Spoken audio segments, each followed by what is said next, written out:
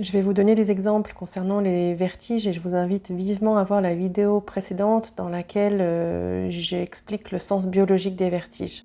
Donc il y a la situation de cette femme qui est très classique et j'ai vu plusieurs personnes comme ça en décodage qui va vivre plusieurs grands changements de vie, changements de repères.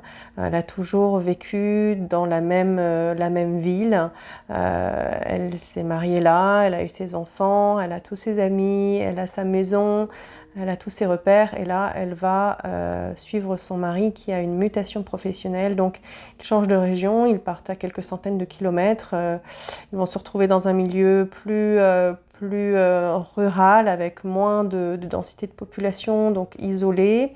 Elle ne connaît personne. Et ses enfants changent d'école et elle a quitté son travail et elle se retrouve sans travail et elle veut se lancer dans une nouvelle activité professionnelle qui est complètement inconnue pour elle. Et donc lorsque je fais cette séance avec elle, il y a beaucoup de peurs liées à l'inconnu.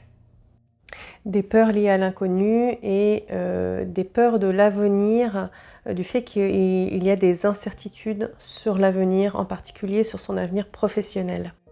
Je reviens sur ce point car je n'en ai pas parlé explicitement dans la précédente vidéo, mais les problématiques de vertige sont souvent liées à une peur de l'avenir et à un manque de certitude sur l'avenir. Et puis il y a cette femme qui présente des vertiges sévères depuis plusieurs mois liés à une inflammation du nerf vestibulaire, le nerf de l'oreille interne.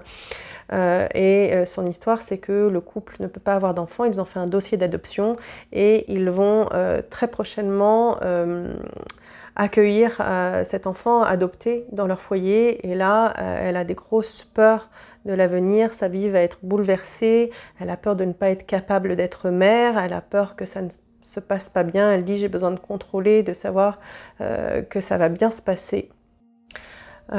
Pour cette femme, le fait d'exprimer ses émotions et d'aller chercher des ressources de sécurité intérieure a permis de considérablement améliorer les vertiges et ces vertiges vont complètement disparaître lorsque elle va rencontrer l'enfant et qu'elle va être assurée que ça se passe bien.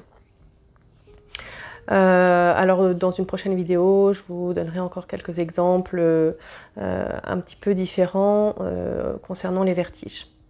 N'hésitez pas à commenter et à partager vos propres expériences en commentaire.